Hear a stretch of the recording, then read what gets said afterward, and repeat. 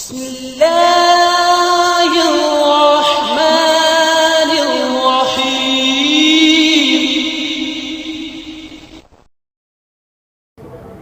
میرے بعد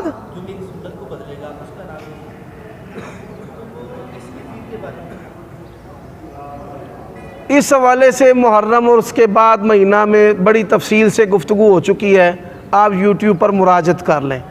بعض لوگ نئے بیٹھتے ہیں، پھر ایسا موضوع شروع ہوتا ہے جو ختم ہونے کا نام ہی نہیں لیتا۔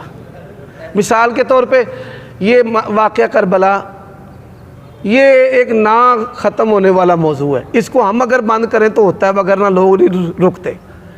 اسی طرح نبی علیہ السلام کے والدین کے بارے میں بات، تکفیر کے بارے میں بات، حاکم وقت کے خلاف خروج کرنے کے بارے میں باتیں، تو یہ ساری جو چیزیں ہیں اس پر تفصیل سے بات ہو چکی ہے۔ پیارے بھائی، میں آپ کو بتاتا ہوں، ایک بات یاد رکھیں، اسلام نے، یہ ایک سمجھنے والا سوال ہے، ہم نے آج تک کبھی یہ اعتراض نہیں کیا کہ یزید کا حاکم بننا جو ہے وہ حاکم اس کا بنایا جانا ہی غلط تھا یا غلط ہے۔ اگرچہ بعض صحابہ کرام نے اس سے اختلاف کیا ہے، جیسا کہ حدیث میں آتا ہے۔ ہماری جو بحث ہے اس کے دور میں ہونے والے واقعات اور ان واقعات کی ذمہ داری پر ہے۔ آپ کھانے پینے کی جو چیزیں مہنگی ہوتی ہیں اس کا ذمہ دار کون ہے؟ دسکا میں جو دھاندلی ہوئی ہے N75 میں، کون ذمہ دار ہے اس کا؟ حاکم وقت۔ لا اینڈ آرڈر جو ہے وہ ریٹ پٹیشن گورنمنٹ نے قائم کرنی ہوتی ہے، رینجرز، فوج، پولیس۔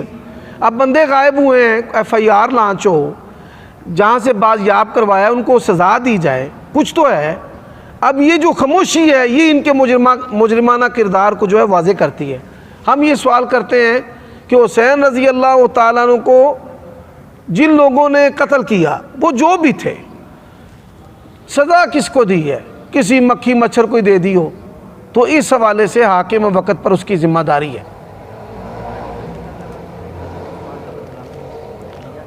ایک بات سمجھے، یہ دیکھیں، ایک جھوٹی بات ہے جو لوگوں میں نشر کر دی گئی ہے۔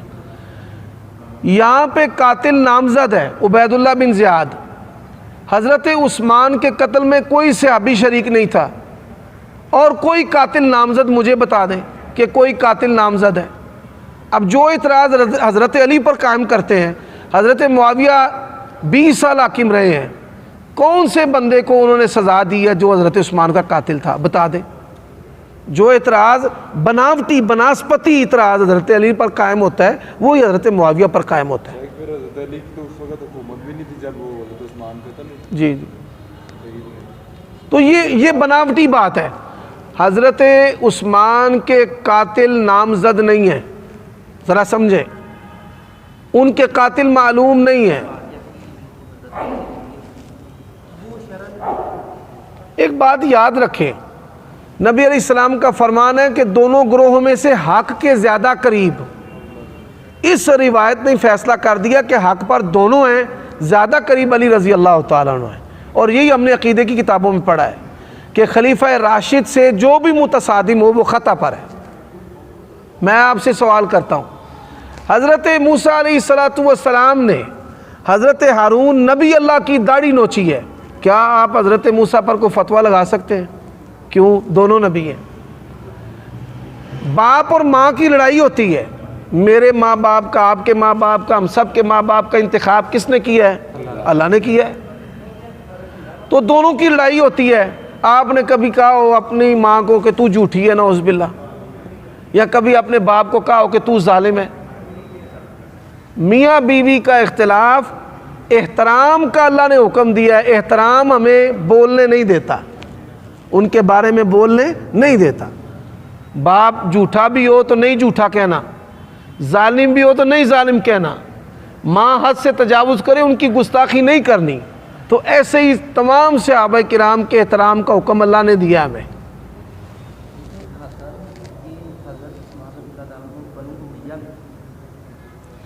یہ جو خاندانی سیاست ہے نا، یہ تاریخی عیاروں کی بناوٹی باتیں ہیں۔ ایک بات ذہن میں رکھیں، بنو امیہ برے ہوں گے، اور ظالم غاصب ہوں گے، اس طرح کی باتیں پھیلائی گئی ہیں۔ نبی علیہ السلام نے حضرت عثمان کے بارے میں کیا کہا تھا کہ اللہ تجھے قمیض پہنائے گا، اتارنے کی جو کوشش کرے گا نا۔ علامہ مودودی سے یہ تو غلطیاں ہوئی ہیں کہ علامہ مودودی نے پہلے 3 خلفاء جو ہیں ان کی خلافت پر اعتراضات اٹھا دیے، ساتھ یہ بھی کہتے ہیں جنتی ہیں، خلیفہ راشد ہیں، ان کا درجہ ہے، ابو بکر پہلے نمبر پر ہے، لیکن ساتھ ان کے بارے میں باتیں بھی کرتے ہیں۔ اور حضرت علی رضی اللہ تعالیٰ عنہ کی جو خلافت ہے اس کے بارے میں اس کو بے غبار ثابت کر دیا۔ یہ چیزیں ہیں جو اللہ تعالیٰ کی مشیت اور قدرت کے تحت تھی، اور اس میں ہمارے لیے بڑے سارے اسباق اور نصیحتیں ہیں۔ اگر کپڑیاں تو کھولنے جی آپ الگ سے تشریف لائیں۔ صرف ایک ہی سوال، جی جی 2 کریں، 2 کریں۔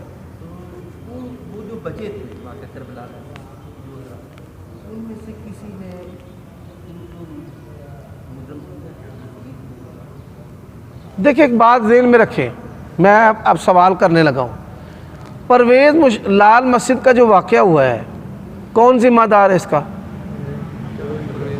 آپ پرویز مشرف نے وہاں کسی کو فیر مارا ہے؟ جو ذمہ دار ہے حاکم تھا، ٹھیک ہے۔ یہی بات ریٹ قائم کرنی، عدل قائم کرنا، بلوے نہ ہونے دینا، یہ حاکم کی ذمہ داری ہے۔ اچھا پھر اس کے بعد اب آپ دیکھ لیں جو مولوی عبدالعزیز صاحب ہیں جو بچے ہیں اس واقعہ میں، انہوں نے کوئی پرویز مشرف کا کوئی بال بھی بیکا کیا ہو، کوئی نقصان اس کو پہنچایا ہو؟ جب خاندان کے بڑے مار دیے گئے تو جو بچے بیچارے ہیں انہوں نے حاکم وقت سے کیا ٹکر لینی ہے؟ بھائی اعلان ہے کہ محمد عمر صدیق کا خطبہ جمعہ اور سوال و جواب کی نشست الخیر میڈیا یوٹیوب چینل سے مل سکتی ہے۔